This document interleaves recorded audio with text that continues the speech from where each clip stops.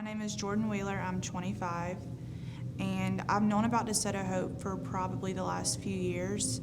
The lady who actually does my hair, Miss Angela, she is also a survivor, and she works very closely with Miss Ashley and with Miss Tracy and all of the DeSoto Hope family. And so I've known about it for a while, and along with my mom and my dad, they're pretty connected in it as well.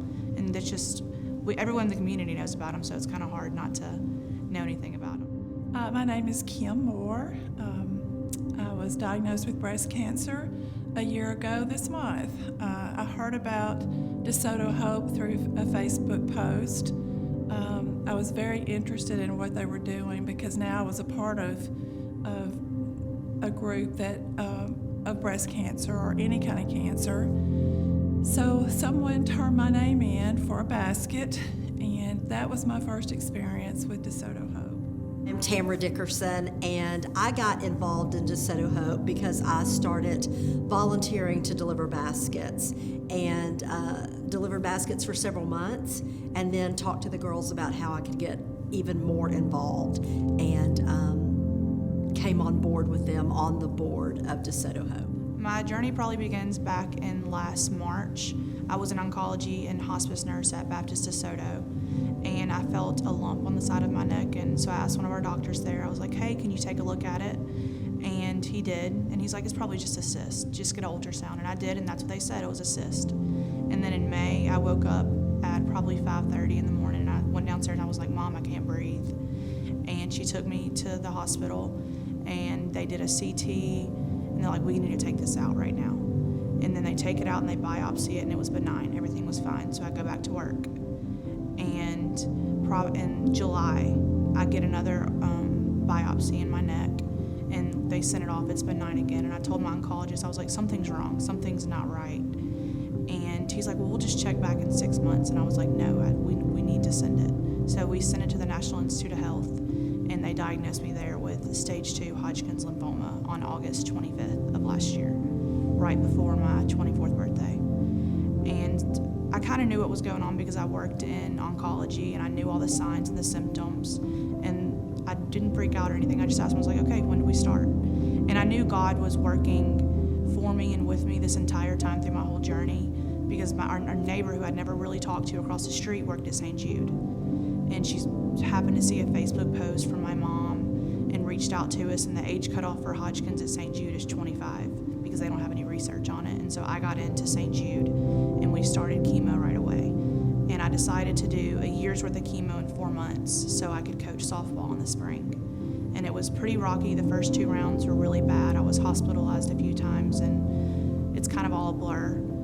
But I was so thankful for DeSoto Hope, and they always reached out to me, always checked on me, especially Laura Catherine. She is also a survivor, and she had Hodgkin's lymphoma as well, and she was so helpful, and she was just always there for me when I needed somebody to talk to, and just to let me know that I wasn't by myself. So I was diagnosed with ovarian cancer after having a hysterectomy at the age of 59, which was just 2 years ago. And it's funny because I had volunteered with DeSoto Hope before that, and Tracy called me one day and she said, well, I'm going to bring you a basket. I guess I thought you were going to just go get your own. So she walked in with a basket, and it was funny to be the recipient of a basket that I knew so well from helping with DeSoto Hope. But it just gave me a different perspective of the baskets and what good they do for people, not only physically but mentally and emotionally.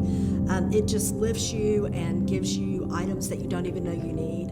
But more than that, it lets you know and let me know that people were thinking about me and praying for me and cared about me, and were letting me know that I wasn't in the fight alone.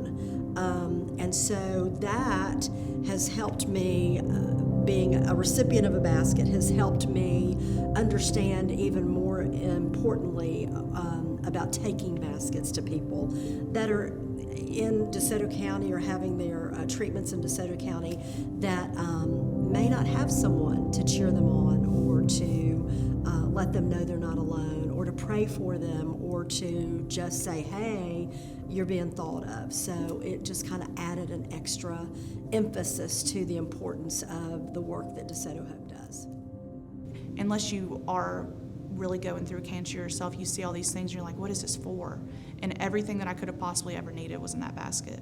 And there were so many times I was like, gosh, I need this, I need that, and it was there. I just went to the basket and I went and grabbed it. Or I was like, hey Mom, can you go grab this for me? And she's like, it's probably in your basket. And it was there.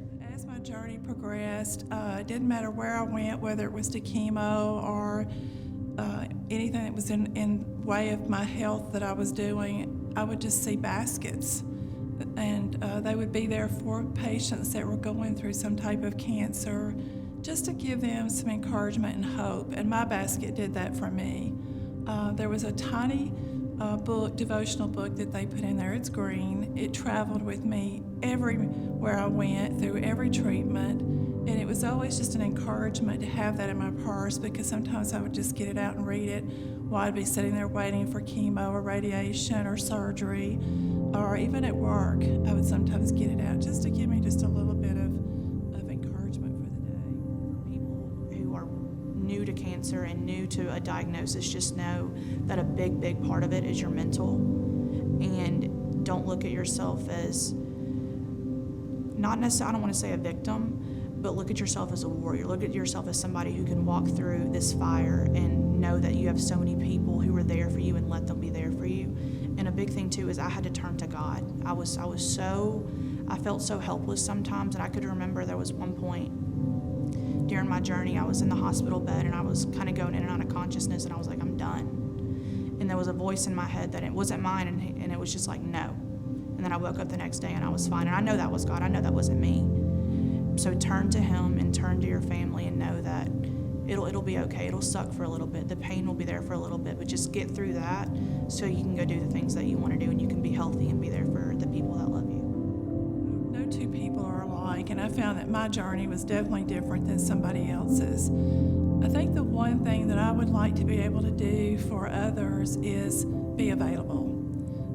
If someone's going through cancer, they don't always have somebody they can reach out to. You have your family, you have your friends, your coworkers, but actually being able to talk to somebody who's either been through it or going through it, that's so important, because you don't know what to expect. It's about the unknown. I think I would like to give that back. I would like to be available to anyone who's going through any type of cancer. It's just to be an encouragement, to listen. If you want my advice, I'll give it. If you don't, that's okay. But none of our treatment's the same, and I learned that we just need to be there for each other. If I had one bit of advice to give to anyone that is in the fight of cancer at this point, or even a caregiver, and it would be to show yourself grace and mercy, and rest. Rest in just knowing that people care for you, that you have great care by your doctor team, but also rest in God's grace and mercy. But for caregivers, I would say show yourself grace and mercy as well, because you can't do it all. And the person that you're taking care of, that you're cheering on, needs the best of you.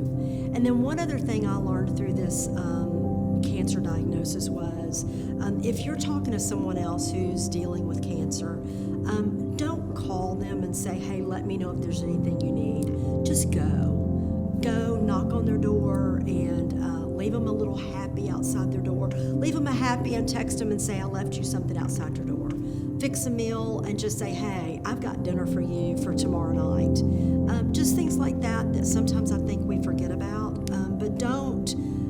Just do it, I guess would be about my thing. Just do it. Don't call and say, is there something I can do for you? Just do it, because sometimes we don't even know we need that, and it's just such a blessing. I guess if there's one thing I would like to say to DeSoto Hope is you are such an encouragement. You are doing great things for the community. I look forward to being a part of this in the community in any way or form that I can be.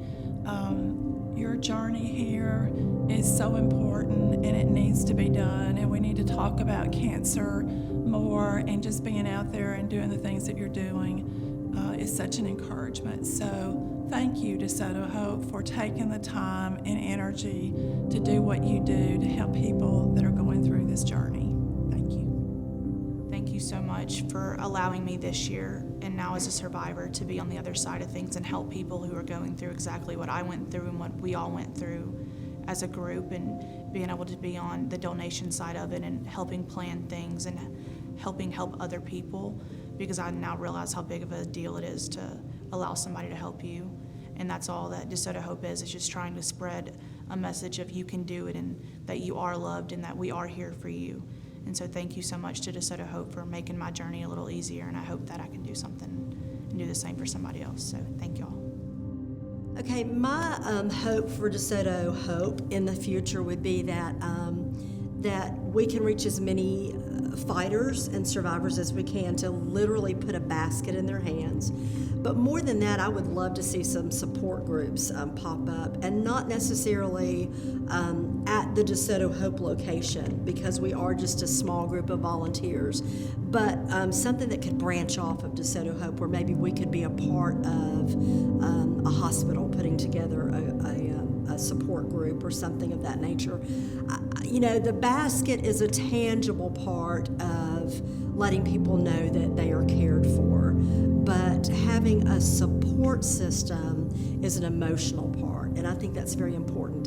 And I think in DeSoto County we have enough people that would be interested in that I would love to see that take off, and have some people get involved that have